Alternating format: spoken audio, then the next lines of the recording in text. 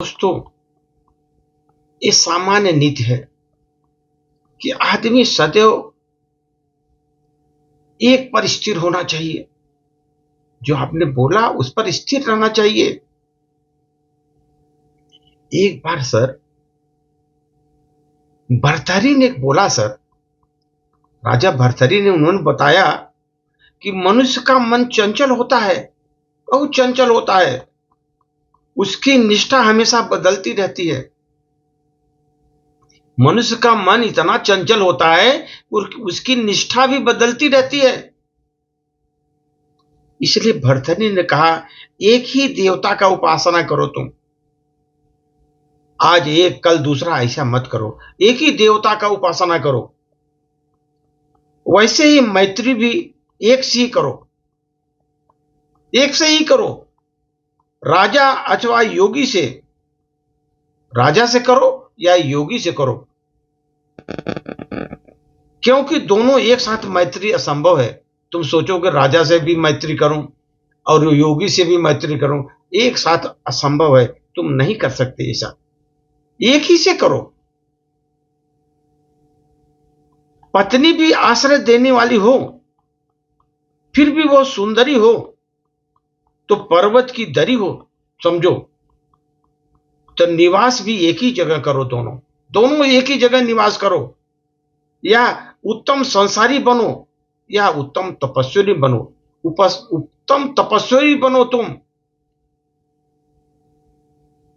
मनुष्य की श्रद्धा और निष्ठा एक ही होनी चाहिए। श्रद्धा और निष्ठा एक ही होनी चाहिए। राजा भर्तृहरि ने हम लोग को यही संदेश दिया। सर, कोई भी विद्या तीन प्रकार से प्राप्त की जाती है। कोई विद्या प्राप्त करिए, तीन प्रकार से प्राप्त कर सकते हैं। पहला है गुरु की सेवा से। गुरु के मुख से जो निकले हैं उसको विचार सुनना, तर्क किए, विचार या तर्क किए पूरा करना, गुरु के मन की बातों को जानकर उसके अनुसार कहने की पूरी कर लेना। गुरु क्या बोल रहा है उसके पहले ही कर लेना। दूसरा है विद्या प्राप्त करने की दूसरा प्रकार है सत्कार्य और सन्मार्ग से अर्जित। अपने गुरु द्वारा अगर आपके पास अकूत धन से, अगर आपके पास बहुत धन हो गया है, उससे भी शिक्षा प्राप्त कर सकते हैं। गुरु को अपने द्वारा सत्कार्य और सन्मार्ग से अर्जित समस्त धन संपत्ति को अर्पित कर दो। विद्या प्राप्त करना है उससे, गुरु आपकी सभी शिक्षाएं देगी। आपने उसको धन दिया है, बहुत जबरदस्त अच्छे धन दिया है। सत्कार्य और सत्कर्मों से आपने अर्जित करके जो धन दिया है उसे विद्या प्राप्त कर सकते हैं। तीसरा है परस्पर विद्या के आदान प्रदान से। यदि हमारे पास कोई विद्या हो तो हम उस दूसरे को सिखा करके उसके बदले में दूसरे की विद्या जो है उससे हम सीख सकते हैं। इसके अतिरिक्त कोई अन्य कोई पद्धति नहीं है सीखने की। ये तीन प्रकार से आप विद्या सीख सकते हैं। तो आपको ज्ञान तीन तरह से मिलेगा सर। तीन तरह से ज्ञान मिल सकता है। पहला है मनन से ज्ञान भी आपको मिलेगा तीन तरह से। एक तो मनन से जो सर्वश्रेष्ठ होता है, आप मनन करके ध्यान करिए, आपको सभी चीजें मिलती रहेंगी। मनन से ज्ञान प्राप्त करिए।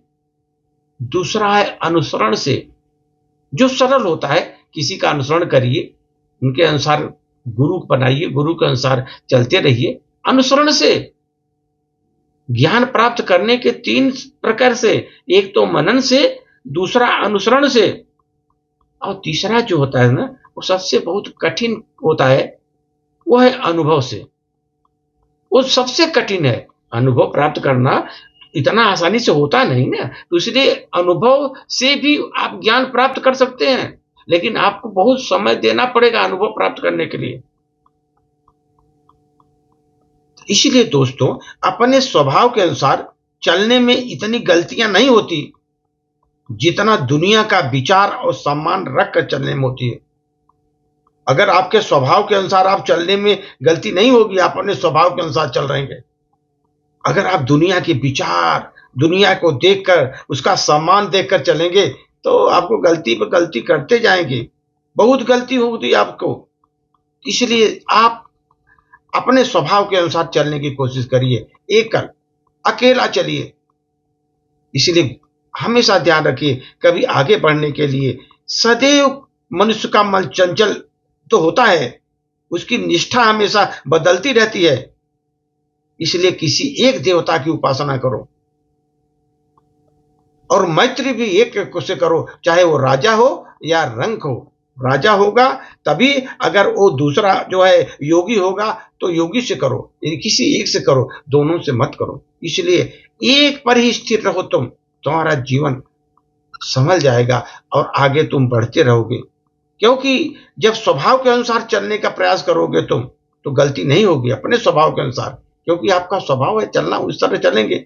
लेकिन अगर दुनिया को देख करके विचार करके चलेंगे, कौन कैसा कहेगा, हम इस तरह चलेंगे, लोग क्या बोलेंगे, ऐसा सोच कर करेंगे, तो आपको आपका सम्मान देखकर अपने इस तरह के करेंगे, तो आपको हमेशा गलती होती ही रहेगी चलने में। धन्यवाद।